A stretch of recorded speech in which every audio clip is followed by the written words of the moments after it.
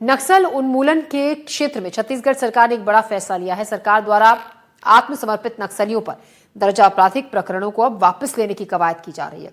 Sai cabinet के इस फैसले पर सियासत भी खूब हो रही है। देखिए रिपोर्ट।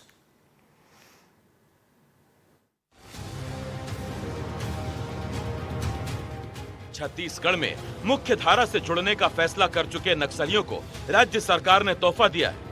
आत्मसमर्पित नक्सलियों पर दर्ज आपराधिक प्रकरणों को वापस लेने की कवायद सरकार द्वारा की जा रही है। मंत्रिपरिषद ने आत्मसमर्पित नक्सलियों के विरुद्ध दर्ज प्रकरण की समीक्षा एवं परीक्षण के लिए जिन्हें न्यायालय से वापस लिया जाना है, मंत्रिपरिषद उप समिति के गठन की स्वीकृति दी है। यह समिति प्रकरणों के परीक्षण के उपरांत प्रकरणों को मंत्रिपरिषद के समक्ष प्रस्तुत करेगी। यह निर्णय छत्तीसगढ़ शासन द्वारा जारी छत्तीसगढ़ नक्सलवादी आत्मसमर्पण पीड़ित राहत पुनर्वास नीति 2025 के प्रावधानों के अनुरूप है, जिसके अंतर्गत आत्मसमर्पित नक्सलियों के अच्छे आचरण और नक्सलवाद उन्मूलन में दिए गए योगदान को ध्यान में रखकर उनके विरुद्ध दर्ज प्रकरणों के निराकरण पर विचार का प्रावधान है। विष्णुदेव साय कैबिनेट की 10 दिसंबर को हुई बैठक में लिए गए इस फैसले पर सियासत भी खूब हो रही है। राज्य में विपक्षी दल कांग्रेस इस निर्णय को नक्सली हिंसा के पीड़ितों का अपमान बता रही है। देखिए, जो फैसला है बेहद ही हतप्रत करने वाला फैसला है और जो पीड़ित थे उनको दुख देने वाला फैसला है।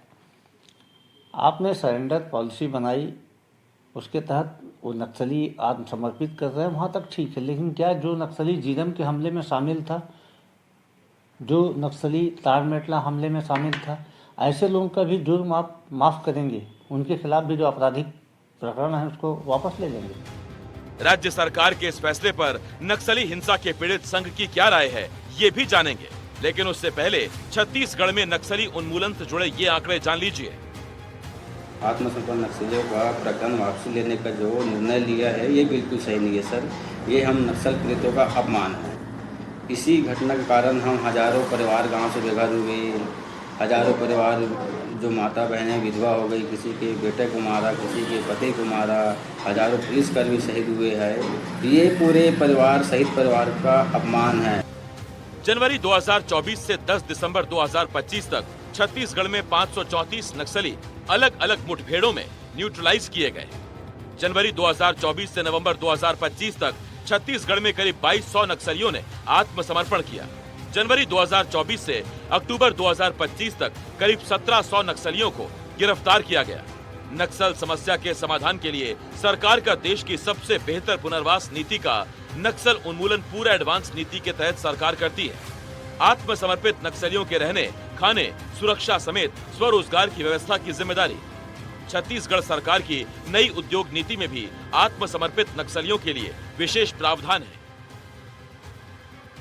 नक्सलियों के जुर्म माफ करने की कवायद को विपक्षी दल कांग्रेस और नक्सली हिंसा पीड़ित संघ भले ही गलत निर्णय बता रहा है, लेकिन इस फैसले के पीछे सत्ताधारी दल बीजेपी के अपने ही तर्क हैं। खबर गरियाबंद से, जहां धान खरीदी केंद्र पर किसानों ने हंगामा किया। धान की नमी को मापने की जो मशीन थी उसमें गड़बड़ी का आरोप किसानों ने लगाया। फिंगेश्वर क्षेत्र के लोहरसी धान खरीदी केंद्र का ये मामला है। जांच की मांग को लेकर धरने पर बैठ गए किसान। सुबह से खरीदी केंद्र पर ठप है धान खरीदी। तो धान में नमी की मात्रा को मापने वाला जो यंत्र है वो खराब है, जिसके चलते किसानों ने हंगामा किया।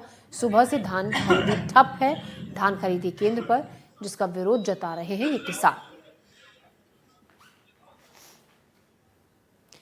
खबर रतलाम से, जहां जिले की कृषि उपज मंडी में खाद के लिए किसानों की लंबी कतारें थम नहीं रही। हालात ये हैं कि कड़ाके की ठंड में किसान रात से ही मंडी के बाहर लाइन लगा लेते हैं।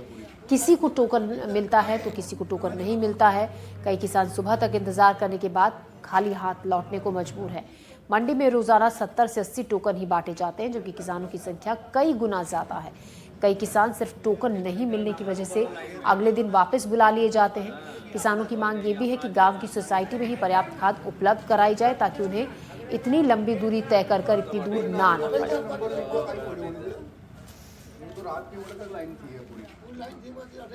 एक तरफ खाद की कालाबाजारी हो रही है और दूसरी तरफ किसान खाद के लिए परेशान हो रहा है।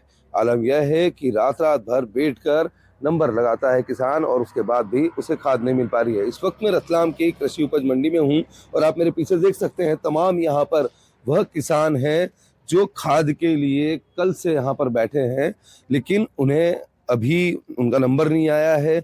जो खाद वितरण केंद्र है वो अपने तय समय पर ही खुलेगा। कहाँ से आए हो? ललकोई से। कितना दूर है ये? सब है 15-16 किलोमीटर। हाँ। कब आए थे आप यहाँ पर? 7:30 बजे आएगी सर। सुबह 7:30 बजे। तो कितनी खाद मिल रही है, क्या है? सब ये तो नंबर लग गया था सब में, तो बाद में आया सर। नंबर टोकन मटी गया सब। हाँ। अभी मिले या नहीं मिले बैठे हाँ यहाँ। अब मिले या नहीं मिले? हाँ सर। हाँ। भैया आपका क्या नाम है? बंसीलाल गामड़ है सर। मैं बंसीलाल जी, कब से बैठे हो यहाँ पर? मैं 2 बजे का बैठा हूँ सर। रात को 2 बजे? रात के 2 बजे। वो इतनी ठंड हो रही है। हाँ। मेरा गांव यहाँ से इतनी ठंड में आप 30 किलोमीटर दूर है मेरा गांव। हाँ बम्बोरी। हाँ तो ठंड में इतनी दूर से आप यहाँ पर? 2 बजे आया सर, वहाँ से 2 बजे निकला, मैं 3 बजे यहाँ आया सर। हाँ ठंड में भी। ठंड में ये कम्बल वगैरह आप ही लेकर आए हो? हाँ मैं। तो देखिए आप बिल्कुल ये क्या नाम था आपका? बंसीलाल गामड़। बंसीलाल जी हैं जिनका यहाँ पर आप सामान देखें, ये सामान यह लेकर आए हैं और पूरी रात इन्होंने यहीं बिताई है। कितनी परेशानी हो रही है? खाद की किल्लत हो रही है? खूब परेशानी हो रही है। खूब परेशानी हो रही है। अगर यहाँ नहीं मिलता है तो फिर बाहर से खरीदना पड़ता है। तो कितना महंगा पड़ जाता है? 500 रुपया बोरी। और यहाँ पर 200 से। यहाँ 200 की। बिल्कुल देखिए, कई ऐसे किसान हैं जो यहाँ पर परेशान हैं और वो चाहते हैं कि उनको खाद समय पर मिले या तो फिर खाद के जो सेंटर हैं वो बढ़ाए जाए। कुछ और भी है। आपका क्या नाम है? रतलाल जाट।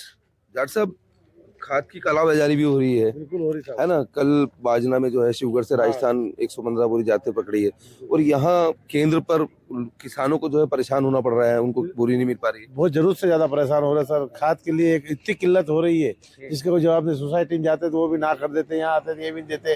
अब सुबह 8 बजे आए थे, टोकन बैठ गए सर। अब बैठे रहेंगे यहाँ, देंगे तो ठीक है, नहीं तो घर चले जाएंगे।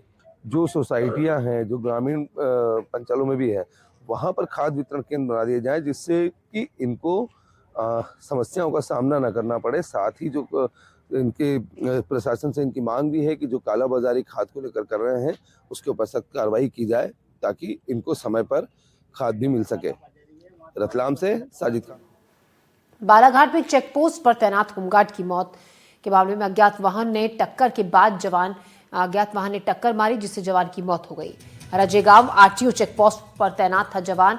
पोस्टमार्टम के बाद परिजनों को शव को सौंप दिया गया। पुलिस अज्ञात वाहन की तलाश में जुटी है। तो बालाघाट चेक पोस्ट पर तैनात होमगार्ड की मौत हो गई। अज्ञात वाहन से टक्कर के बाद जवान की मौत हो गई। राजेगांव आरटीओ चेक पोस्ट पर तैनात था जवान। पोस्टमार्टम के बाद परिजनों को शव सौंप दिया गया।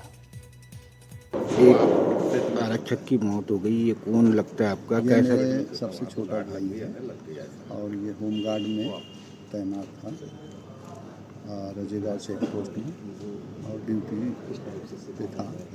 और वो इसका कहाँ पे हुआ, कब? ये कन्नड़ गांव में हुआ है। रात में 10:30 और 11 के बीच में। तो हमें सूचना दी गई नौगांव थाने से। फिर हम लोग मौके वारदात पे जाके देखा तो गिरा हुआ एक्सीडेंट। रिकवर करके इसको अस्पताल लाया।